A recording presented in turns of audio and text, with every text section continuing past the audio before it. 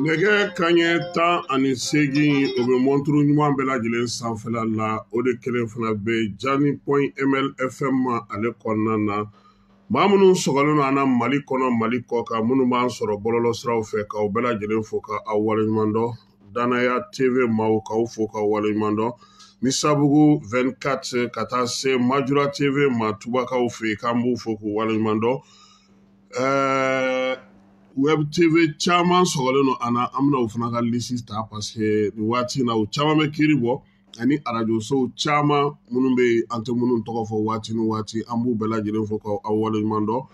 k'a yira aw la k'a fɔ ko min ye Jani.ml ye a ye kunnafonidi kɛnɛ wɛrɛ fana fara a ka baaraw kan n'o ye an ka page YouTube ye an bɛ kunnafoni fɛn fɛn di yan a bɛɛ lajɛlen bɛ tɛmɛ an ka page YouTube sanfɛ Amara Keita ale bɛ o baara kɛ ani an ka informaticien n'o ye Jara ye baara kɔni bɛ senna u bolo lala don nataw la an na direct yɛrɛ essayer o sanfɛla la an b'a ɲini maaw fɛ fana u ka taa yen fana maa minnu b'a fɛ ka kibaruya sɔrɔ an ka kow kan flash minnu bɛ kɛ émission minnu bɛ kɛ fo ka taa se baaraw bɛɛ lajɛlen ma u bɛɛ lajɛlen u bɛ kɛ ale fana sanfɛla la bi an da bɛna don jamana kɔnɔna kibaruyaw la Mali ni Algérie cɛ complot min bɛ ka labɛn Algérie fɛ k'i jigira Mali kɔnɔden dɔw kan an b'an da don o la Suala Bayaya bi su in na ale kan ka si kasobonba kɔnɔna na o nana cogo min an bɛ dɔ fɔ o fana na min ye kibaruya misɛn tɔw mana na sɔrɔ ka bɔ jamana fantɔw fɛ sa an na olu bɛɛ lajɛlen da aw tulo kan aw bisimila aw sigilen don yɔrɔ o yɔrɔ la fan o fan fɛ an b'a fɔ aw bɛɛ ma nka aw ni ce aw ka danaya la ka ɲɛsin Jani.ml FM ale ma min bɛ laseli kɛ ka bɔ Falajɛ Carrefour ale la Mali wolomasiri tabaw ka ɲɛma n'o o ye baro kɛlɛtigi ye Umaru Jara Journal de Division a ko a b'a da bɛɛ lajɛlen tulo kan ko min ye Mali finitigiw ye k'u kɔni donna bi k'a sɔrɔ u ma gɛlɛya foyi sɔrɔ Aguelok ale dugu kɔnɔna na doni sa o bɛ tali kɛ basigi ni lafiya min kan ka ɲini ani ka dɔ fara u ka sankɔrɔta ka basigi ni lafiya la Aguelok ale ni Kidal marabolow bɛɛ lajɛlen na wolomasiri tabaw ka ɲɛma n'o o ye baro ye a ko a b'a da maaw k'a bɛ foli kɛrɛnkɛrɛnnen ta ka ɲɛsin an ka finitigiw ma finitigiw minnu bɛ yen bi n'u olu kɛlen don ka nɛnɛ funteni fɛn bɛɛ lajɛlen muɲu yaasa maliden bɛ yɔrɔ yɔrɔ la sa basigi ni lafiya a ka se ka kɛ i taama ɲɔgɔn ye ko wa k'u bɛ baara min na k'a b'a yir'u la k'a fɔ k'a kɛ kun ye jamanadenw olu tɔgɔ la ani jamanadenw olu kama ko wa ko n'an y'an bolo di ɲɔgɔn ma ko min ye laɲini ye ko o fana o bɛ sabati an ka jamana kɔnɔna na kunun ko fana général de division n'o ye Umar Jara ye chef d'état-major ale tun ye bataki kɛ k'a jira k'a fɔ ko jɛkulu marifatigi lakodɔnbali dɔw bɛ yen ale ni bamancawale kɛbaaw ko u kɔni ye wulikajɔ kɛ ka ɲɛsin olu ma Gace lemunu kilomɛtiri 45 ka taa Lere Kɛɲɛka n'a Tilebiya a Woroduguya fanfɛla la ko wulikajɔ senfɛ bamanciwale ni kawale kɛbaa maa 11 u y'o olu bɔnɛ u ni na maa moto 12 u sera ka o minɛ mobili Hilux 1 u ka arajo n'u bɛ kunnafoni di mun ani taliki waliku ani maramafɛn caman finitigiw y'o bɛɛ lajɛlen cɛ u bolo chef d'état-major ko k'a b'a da jamanadenw bɛɛ lajɛlen tulo kan ko nin baara ninnu n'u ɲɔgɔnnaw caman bɛna to senna Mali kɔnɔna na yaasa basigi ni lafiya ni jamanadenw bɛ ka o ɲini o bɛ se ka sɔrɔ cogo min k'a b'a ɲini dugula jamanadenw fɛ k'u k'u ka baara kɛ basigi ani lafiya kɔnɔna na ko n'an y'an bolo di ɲɔgɔn ma ko ni Ala sɔnna ma k'an ma an sago sɔrɔ Aboubacry Agwastati ale ye maa min ni bamanciwale ni wawale kɛbaaw kɔni ka maa kojugukɛlaba ye ale ye tɛgɛ k'o sera ka d'a kan nin waati laban in na min ye Mali kɔrɔnfɛ yan fan fɛ kamalen kɔni a yirala k'a fɔ ko walejugu caman bɛ a y'o ta k'o ɲɛsin jamana in ma o de la finitigiw kɔni y'a sɔrɔ kibaruya jɔnjɔnw a masurunamaw ani maa minnu bɛ n'olu bɛ jɛkulu marafatigiw fana fan fɛ olu y'a yira k'a fɔ ko kamalen kɔni tununnen don u la fan wɛrɛw fɛ an ka jamana min ye Mopti Segu ale ni Baɲangara ye duguladenw min ye dugudenw ye u y'a yira k'a fɔ ko ni juguya wale ni bamancawale kɛbaaw bɛ ka caya olu ka yɔrɔ la kosɛbɛ su ani tile kamanagan bɛ u la welewelemaдаw bɛ ka kɛ n'Ala sɔnna ma min ye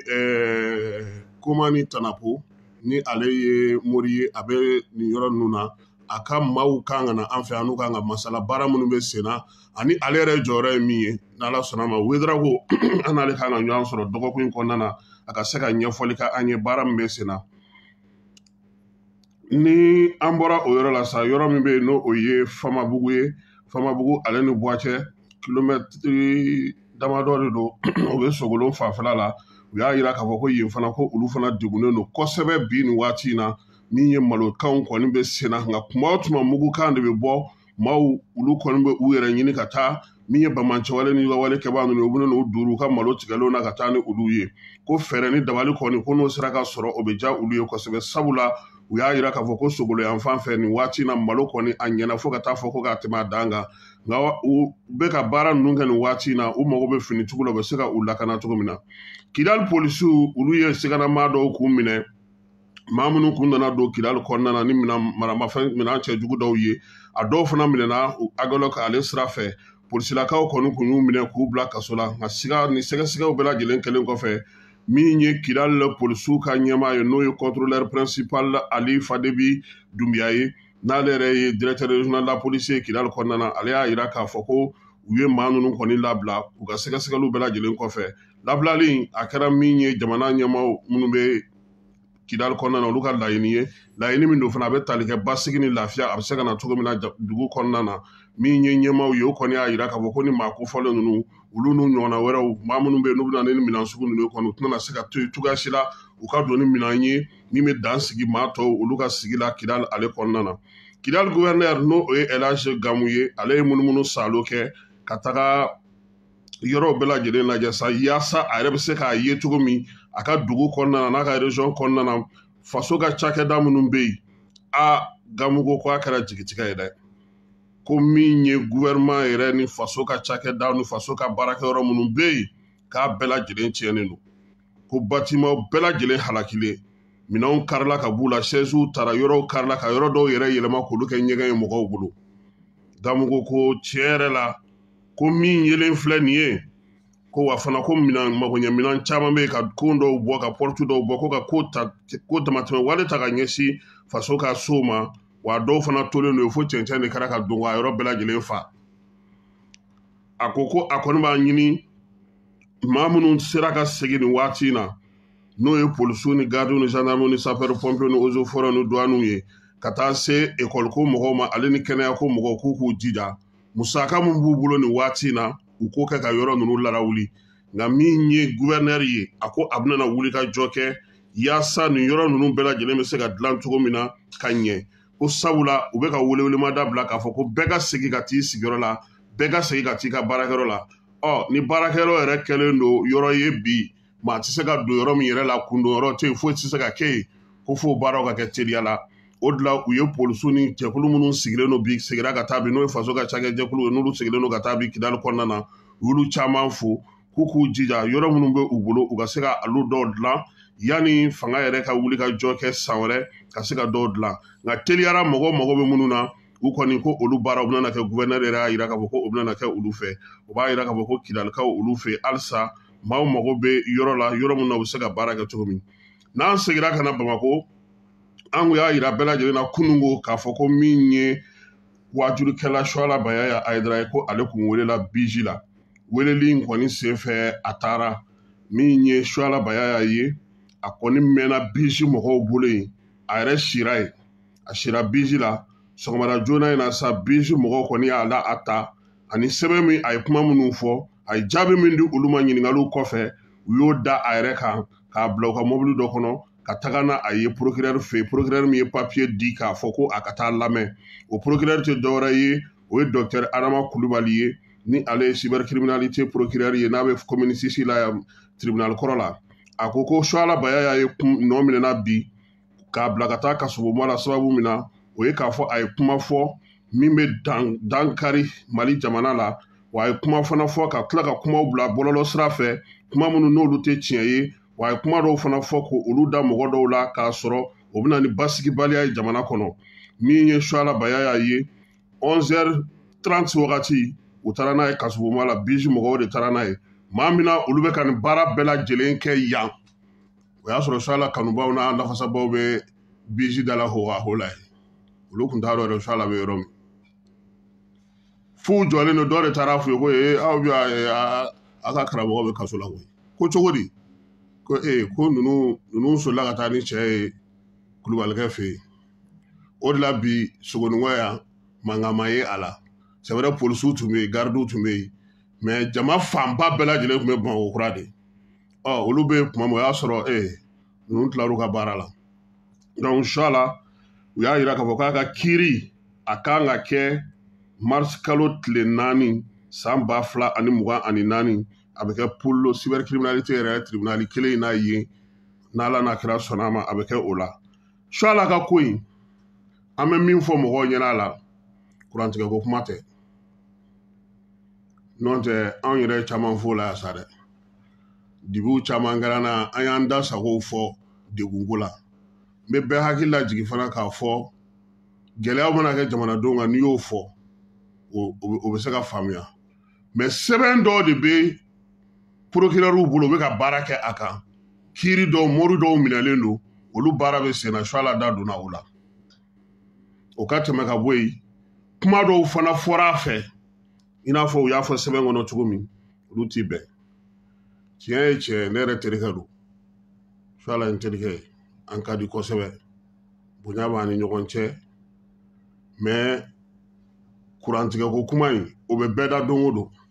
est ce que mɔgɔ yɛrɛ bɛ mɔgɔ nɛni kurantigɛ la ka tɛmɛ Alima Togola ni Kante kan yɛrɛ mais mɔgɔ si m'olu wele o parce que jamana fana kɔnɔ n'i ma mɔgɔw to k'u ka degun fɔ n'a tor'u kɔnɔ a bɛ kɛ kuru ye a man ɲi mais an bɛ min deli o ye k'a fɔ Suala yɛrɛ n'a nɔfɛmɔgɔ kan ka enseignement min tirer nin ko in na ani maliyɛnw kan ka min faamu nin ko in na o ye k'a fɔ convocation nana di Suala ma yɔrɔ min a tun b'an ka video kɛ a tun b'an ka weleweleda kɛ ka mɔgɔw wele a tun b'an ka jama ta n'a tun y'a faamu a tun bɛ taa biji la ka t'u lamɛn a tun bɛ si a ka so dugu mana jɛ u tun bɛ na n'a ye Kulubalikɛ fɛ yen o fana b'a lamɛn mais n'i ye fanga yira fanga la ka mɔgɔw wele k'u labɔ k'u lajɔ bɔlɔn kɔnɔ i bɛ ka ko gɛlɛya dɛ parce que bi mɔgɔw bɛ ɲinɛ min kɔ minnu b'an kunna nin ye u yɛrɛ somɔgɔ caman bɛ kaso la dɛ aw y'aw renseigner bani aw ka ɲininkali kɛ bani kiiri u don man di mɔgɔ n'o cɛ mais an bɛ min ɲini o ye halisa jisuma ka kɛ nin ko in na parce que a kana taa sira wɛrɛ ta mɔgɔ sigilen tɛ ni sira min ye ka na Suala kun tɔ gɛlɛya parce que ni ne yɛrɛ ni Suala tun ye ɲɔgɔn ye ne tun b'a fɔ n terikɛ taa ninnu lamɛn taa dɔrɔn a tɛ tɛmɛ miniti 5 kan i bɛ segin ka na so wallahi n'i taara bisi la ni danaya b'i la ni fɛn b'i bolo i tɛ si ye mais n'i y'a gɛlɛya u bolo par exemple u ka plainte convocation d'e ma bi e ma taa sinikɛnɛ e ma taa u ka t'i ɲini n ka cɛ danaya bɔra i n'u cɛ dɛ sinon bi an bɛ se ka fɔ alhamdulilayi bisi la mɔgɔ minnu bɛ yen commandant Touré ale ni a ka adjoint Jalo ani enquêteur alu ninnu ani Ndoyew vraiment u bɛ baara la parce que hali nin bɛɛ la u ye choix la ka hakɛ bɛɛ bonya parce que faut que mɔgɔ k'a faamuya procédure n'a tacogo de don kunun y'o de ɲɛfɔ pour que mɔgɔ ka se k'a faamuya bisi ni enquête kɛyɔrɔ ninnu ta ye k'i wele faamaw de papier ci ka na anw ma ko dɔ ko ko tan e ko cogo di n'i y'o kɛ sɔnɔgɔya ni fɛn na olu bolo olu k'i lamɛn u mana da i la u b'i bila i ka t'i ka so mais ni i nana n'i y'a kɛ ni fɛn par exemple sisan jamaba min bɔra sisan a la jama yɛrɛ jɔlen don yan e bɛ fan wɛrɛ fɛ c'est pour que a tɛ nafa ɲɛ quoi mɔgɔ minnu bɛ dossier kɔnɔnaw la u b'a dɔn k'a fɔ min don n'an bɔra yen bisi la ale ni procureur docteur Adama Kulubali ale ka yɔrɔ la an b'a fɔ n ko kunungo min ye sirakɔrɔlakaw olu fɛ Kulukoro mara la maa dɔ kɔni n'o o ye maa dɔ ye ale kɔni douanelakaw ale bɛ k'olu ladege sirakɔrɔlakaw fɛ yen kamalen k'a tɔgɔ ye ko Yaya Ja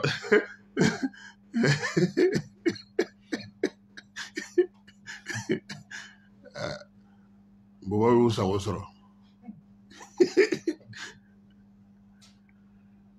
Misabugu fila minɛna fila minɛna ko kunungo sirakɔrɔlakaw fɛ yen u ye kamalen dɔ minɛ kamalen kɛlen don k'i yɛrɛ kɛ douane maa de ye wa identité n'o ye carte d'identité fu ye o b'a bolo a ko k'ale contrôleur de douane de k'a tɔgɔ ye ko Yaya Jalo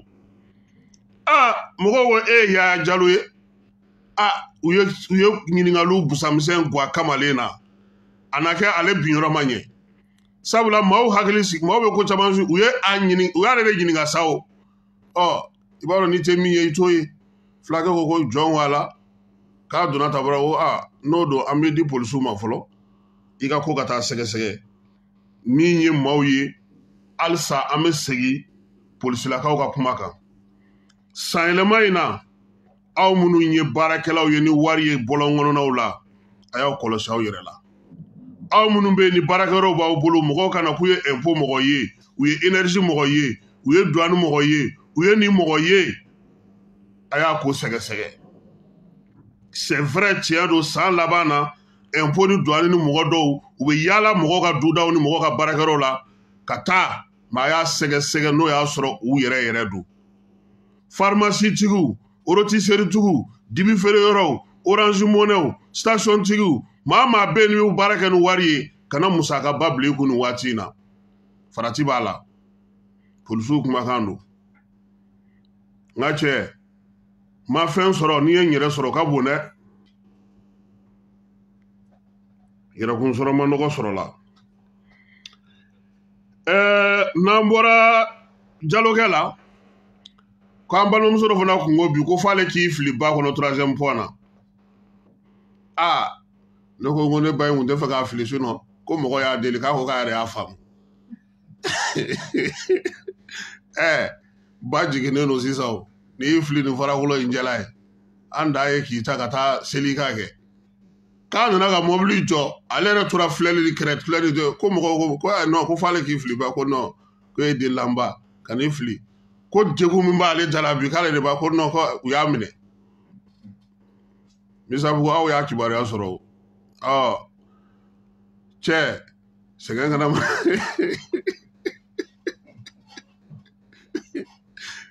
polisikɛ min y'a fɔ ne yɛrɛ min kana ne bana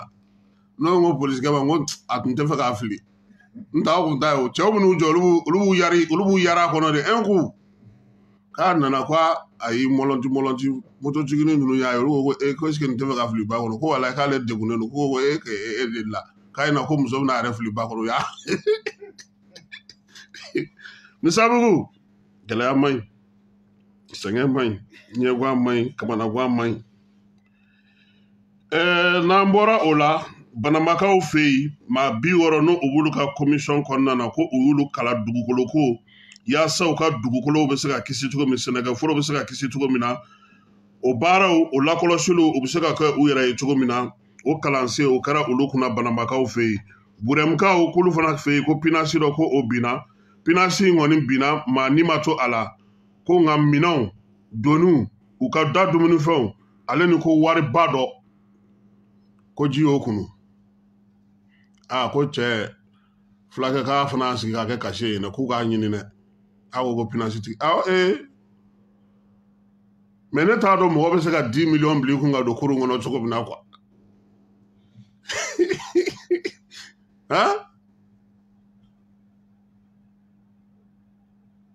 wa pinasi tun bɛ fɛn bɛɛ kɛ n'i y'ale ɲininka a b'a fɔ ko k'a ye ji juru donna donc o kɛra burɛmukaw olu fɛ yen accident de circulation dɔ fana o fana kɛra farabala ale ni Samɛbugu ni ɲɔgɔn cɛ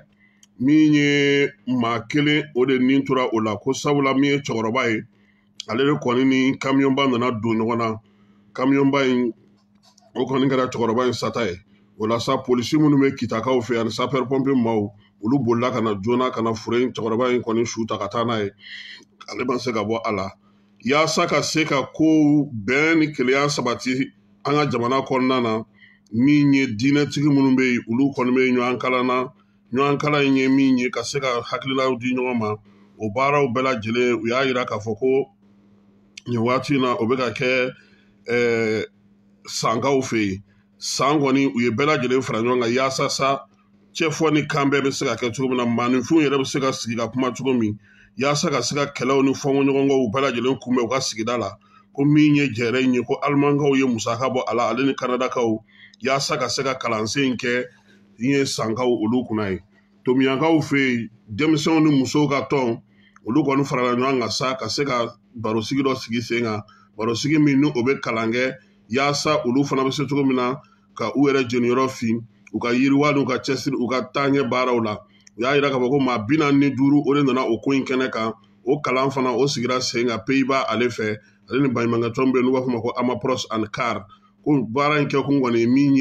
min ye musow ka tɔnw ni sifinw ka tɔnw ye u ka kɛ jɛkulu ye jɛkulu minnu bɛ se k'u yɛrɛ ta u tɔgɔ la ka wulikajɔ kɛ u yɛrɛ k'u ka yiriwali baaraw k'olu bɛɛ lajɛlen kɛ douanelakaw ko san banbali k'u kan ka wari min ɲini k'u y'o sɔrɔ ka ban sefa wari miliyari 721 ko u y'o kɛ wagane kɔnɔ laɲiniba kun ye min ye k'u tɛmɛn'o kan min ye inspecteur général de douane Amadu Konate n'a ka cɛdenw kɔni ko foli bɛ u ye nin kɛnɛ in kan baara minnu n'u bɛ k'o ɲɛɲini sa o ye san wɛrɛ musakaw labɛnni ye yaasa jamana wagande ale kana langoloya yanni nin jɛrɛ in cɛ ani nin baara in kimɛli cɛ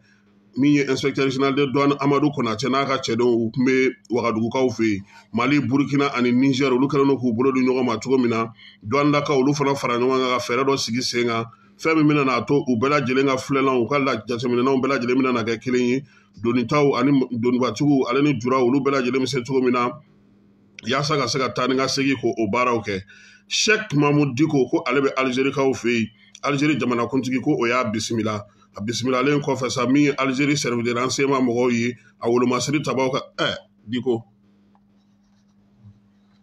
président service de renseignement wolomasiri tabaw nin tɛ ko jɛlen nin tɛ ko jɛlen cogoya si la yanni nin cɛ yanni Diko ka se sema mɔgɔ de tun bɛ yen yanni sema mɔgɔ ka se u ye sɔn kuntan dɔ bɔ k'o fili diɲɛ fɛ ko iyadi de kumakan o tɛ iyadi fana ye an ye sɔn in sɛgɛsɛgɛ k'a lajɛ mɛ janfa min bɛ Algérie kɔnɔ an b'a fɔ imam a kana sen don a la mɔgɔw ka bonya b'a kan dɛ mɛ min bɛ sen na u ka sabali a b'a dɔn ko sisan nin bɛɛ lajɛlen kɛlen kɔfɛ sema mɔgɔw bɔra ka bataki kɛ k'u bɛna na bulokisi sigi mobili fɛn fɛn bɛ bɔ Algérie ka na Menaka mobili bɛ bɔ Algérie ka na Tawdeni mobili bɛ bɔ Algérie ka na Gao mobili bɛ bɔ Algérie ka na i yɛrɛ sɔrɔ Tombouctou kɔnɔna na k'a si tɛ na tuguni k'u ye a décision ta ka kuma di u ka a f'u ka kɛlɛkɛcɛw ɲɛna k'u k'u jɔ u jɔyɔrɔ la o tɛ janfa ye sɛbɛn in bɔlen an y'u ka ɲɛmɔgɔw wele ko non k'olu tun t'a fɛ ko sɛbɛn in ka se bɛɛ ma ko nka k'olu ɲɛ b'a la bɔlɔlɔ ka fan bɛɛ fɛ u y'a signé k'a fɔ ko a kɛra nin kalo in tile 8 Algabas de kɛlen don k'a signé Algabas de bolonɔ bɛ a la donc bɛnbɛnbɛn min labɛnnen don a faamuna sisan bɛɛ lajɛlen y'a faamu Iyadu welela o ma mago ɲɛ o y'a ka kuma fɔ ko u bɛna na nin kɛta u bɛna na don ta Mali ye fɛn minnu kɛ u ma diya u ye Iyadu tɛmɛnen kɔfɛ Algérie yɛrɛ ye communiqué kɛ ko ni accord tɛ ko Mali tɛ se ka lafiya o tɛmɛnen kɔfɛ u ye sɛma mɔgɔw wele ka Imam Dicko wele o tuma mun de ko b'u kɔnɔ olu t'a fɛ an ka lafiya mais an ka mɔgɔw de tun ye sɔnɔgɔya dɔw kɛ parce que halisa an ka jamana ɲɛmɔgɔw bolo ani an ɲinw bɛ ɲɔgɔn bolo mais ni tile 2 in na baara min kɛtɔ filɛ nin Algérie fɛ ka na mɔgɔw ta an yɛrɛ fɛ ka taa baara kɛ Algérie kelen tɛ Faransi b'a la parce que an ye kibaruya minnu sɔrɔ o ye k'a fɔ Faransi kun y'i jigi da politicien dɔw kan an ka jamana kɔnɔ yan comme politiciens ma sira sɔrɔ u yɛlɛmana ka don kunnafonidilaw la sisan mɔgɔ caman b'aw ka CNT kɔnɔ u bɛ baara min na bɛɛ b'a kalama Mali dɛmɛli baara tɛ dɛ a baden a y'aw ka kunnafonidi gafew a y'u lamɛn kɛ minnu bɛ baara kɛ a y'u lamɛn u bɛ mun de fɔ u bɛ jɔnniw wele u bɛ mun fɔ jamana ma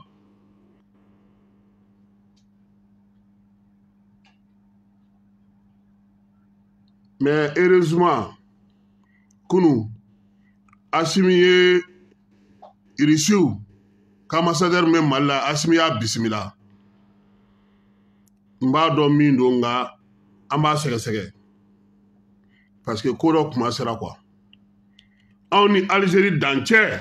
Mali tun bɛ fɛ ka baara min k'a la a y'a to yen ko pour que dugudenw ka lafiya u ka se k'u ka baara kɛ mais n'olu yɛrɛ ye communiqué bɔ bi k'u to Algérie parce que u bɛɛ bɛ yen mɔgɔ bolila sɛma na a bɛɛ bɛ yen a joginnenw bɛɛ bɛ Algérie de hali otage bilanenw bɛ Algérie de ne ka cɛkɔrɔba ne t'a dɔn ale bɛ taa mun ɲini Algérie fo ka taa président de bɛ reçoit service de renseignement de bɛ reçoit e ni olu de bɛ ɲɔgɔn ye aw de bɛ kuma jɔnni contre la Mali bɛɛ b'a dɔn bi ko Algérie bɛ Mali contre la CSP ka communiqué in lajɛ kɛ aw bɛ blocus kɛ cogo di aw tɛ dugu min yɛrɛ kɔnɔ c'est pourquoi kuma dɔ la muɲu ka ɲi quoi ani sabali ka ɲi quoi par exemple sisan ni Mali tun girinna k'a ka fɛn bɛɛ déployer frontière la k'a jira k'a fɔ ko se b'a ye mɔgɔw tun b'a fɔ ko voilà u ta tɛ kidaliko yɛrɛ ye tuguni maintenant sisan o de baara bɛna kɛ ne kɔni bɛ fantan kibaruya dɔ fɔ aw ɲɛna bi ni maa min b'i ka wajulu kɛ i ka diinɛ kɛ bato a bato an caman ye silamɛ ye nka politiki ko u k'o to yen u ka politiki ko to yen n'i bɛ ala bato ne bɛ mori baden de dɔn mɛ ala batola baden de dɔn minnu bɛ su ani tile kɔlɔsi bɛ u bolo jamana in bɛ se ka basigi u ka sira tɛ Asimina kuma t'a ka wari ma u ka dɔrɔmɛ tɛ bɔ fanga kun mɛ u ko jamana in de ka suma mɛ ni mɔgɔ min fana ko jamana in tɛ suma jamanadenw i n'olu bɛ ɲɔgɔn sɔrɔ dɛ nka halisa n burankɛ ka sabali o de ka ɲi parce que an b'a dɔn k'a fɔ fɛn minnu bɛ yen ko minnu bɛ ka kɛ an ka jamana kɔnɔ yan jamana ɲɛmɔgɔw bɛ ka fɛn de an bɛɛ ka bɛn hali bi maaw ka u bolo di ɲɔgɔn ma n y'o fɔ n dɔgɔnin dɔ ɲɛna bi tribunal la o n ko aw ɲɛna ko mɔgɔw da delen don fu de la wa mɔgɔw da delen tɛ fu la o a tɛ ko mun tɛ se ka kuma u tɛ se ka ko kɛ o mɛ u bɛ fɛ de an ka nin wagati in tɛmɛ bani fɛn dɔ de bɛ ka kɛ min ma deli ka kɛ f'an ka sɔn o de ma ko dɔ de bɛ sen na min ma deli ka kɛ parce que mɔgɔw bɛ ka kidaliminɛ in kɛ fɛn o fɛn a ka jugu o bɛɛ ye hɛn Mali ye kidali min minɛ ka bɛri min minɛ nin kuma tɛ bi ka taa ni minɛn ba parce que a bɛ mɔgɔw ɲɛna ko armée tun bɛ agɛlɔ kɛ armée taara installé de san confortablement o de kɛra bi u ni minɛnw de bɔra Gawo ka t'u sigi sisan u ye position de ta ye u bɛ Kidali to u bɛna ale fana munumunu ten an b'a fɔ mɔgɔw ɲɛna archéologue ni Kidali ni ɲɔgɔn cɛ kilomɛtiri 299 de don 99 a bɛ Tesali ti cercle de kɔnɔna na yen de u y'an ka sɔrɔdasi 150 faga ye an yɛrɛ terikɛ b'a la Bad capitaine Sekou Traoré an bɛ nin bɛɛ la sɔrɔdasiw bɛ kɛlɛ la su ani tile maaw bɛ kulela jamana kɔnɔ dɔw bɛ yan ko kurantigɛ kɛ ala tɛ jigin ka na baara k'an nɔ na koyi dɔ bɛ ka kɛ an k'an jija an ka dɔ far'o kan a ka se ka ɲɛ hali bi maliyɛnw ye muɲu ni sabali min kɛ nin kuranko in na ala kelen pe de b'a dɔn wala hali bi kunkanfɛla ko ne ma ko ko patron ko nin bɛ ɲɛnabɔ sa ko Asimi tɛ se ka nin to ta k'a bɛ nin ɲɛnabɔ tellement u dalen don ala k'a fɔ k'a bɛ ɲɛnabɔ o ye conviction ye jamanadenw ka fan fɛ mais an ka jamana den bɛ se cogo di ka bɔ nin wagati in na c'est pourquoi n ko Musa Aga Ashratuman an y'a mɛn k'a taara Algérie a kana dan tigɛ dɛ an b'a fɛ k'a faamu dɛ e ye CNT mɔgɔ ye i ye communiqué se k'a fɔ k'i tɛ CSP la olu bɛ taa ɲɔgɔn sɔrɔ e bɛ taa mun na o kɛnɛ kan an b'a fɛ k'a faamu u ka u jɔ u jɔyɔrɔ la ne kɔni bɛ min dɔn ne hakilila tigɛlen don parce que n b'a dɔn minɛn min b'an bolo se min b'an ye bi ala ta kɔfɛ nin yɛlɛmali bɛ gɛlɛya dɛ mais a tɛ taa anw yɛrɛ ka bɛn de kɔ kibaruya tɔ minnu bɛ yen burukinakaw ye faransi ka service de renseignement maa 4 minɛ 12 ye 5 don fiɲɛ la ka taa n'u yɛrɛ ye kɔsɔkɔsɔ sisan Macron wulilen don ko f'olu mɔgɔw ka bila comme olu tɛ ka se ka bila a y'a ka service de renseignement directeur gɛn k'o tɛ baara la k'a bɛna maa wɛrɛ bila o nɔ na o bɛɛ ye olu ka yɔrɔ ye Alimaɲikaw k'olu b'a fɛ ka to Niger u ka sɔrɔdasiw Niger k'u ma ko dɔn yɛlɛmana ɲamakɔrɔ a mɛnna ko tocogo fosi t'u la ye tuguni olu yɛrɛ t'a fɛ mɔgɔ si ka to yen bɛɛ k'i jɔ n'i ka jamana ye faso b'u la u ka t'u faso la u ka t'u sécuriser bɛn minnu ni ɲɔgɔn cɛ n'a banna a sariya minnu bɛ yen olu bɛ falen olu t'a fɛ tuguni u ka jamana ka to mɔgɔw bolo mɔgɔ minnu bɛn'u sigi ka t'u da u ka hôtel ni fɛnw kɔnɔna na donc Allemagne ministre ka wolomasiri tabaw ka ministre bɛ yen ale bɛ taama la yen Kongokaw olu bɛ élection na bi maa 100,000 o de kɛlen don k'i kanbɔ jɔyɔrɔ nɔfɛ min ye président jamanakuntigi kalata ye maa 19 kɛlen don k'i kanbɔ o nɔfɛ jaabi mana kɛ min ye an na tila ka o da maaw tulo kan sini parce que olu ta ye don kelen de ye olu ka maire sigi o député sigi o province sigi o bɛɛ de bɛ kɛ bi tile kelen in kɔnɔna na an bɛ kibaruyaw da yan ala k'an ka jamana kisi fantanni ɲuman na ala kana an kɛ jugu sago ye Wezu Kunta ko ten Mali a tɛ kɛ maa si sago ye a bɛ kɛ ala sago de ye an b'a ɲini ala fɛ an ka kɛ a sago ye yaasa an ka se ka lafiya an ka bɔ nin degun ninnu bɛɛ lajɛlen kɔnɔna na n'o tɛ dɔ kɛra maaw b'an kan an yɛrɛ bɛ ɲɔgɔn kan o de ka jugu hali kibaruya di ko min filɛ nin ye bi pour que mɔgɔw ɲɛ jɔlen don anw na parce que u b'a dɔn k'a fɔ yɔrɔ minnu ka fɛgɛ u bɛna u ɲɛsin olu de ma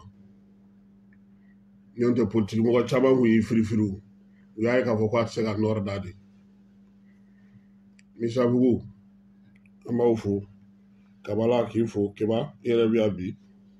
fana fo i ka farikolo k'aw ye lisi bɔ maa 120 k'o kɛra gardien ye aw ka gardien ka ca dɛ aw bɛ ɲini ka na caya ni balontanna ye gardien 7 ou 8 de don 55 nin bɛɛ tɛ taa o 27 de bɛ taa an ma ne dɔgɔnin wele yan Jigi Jalakɛ a b'a la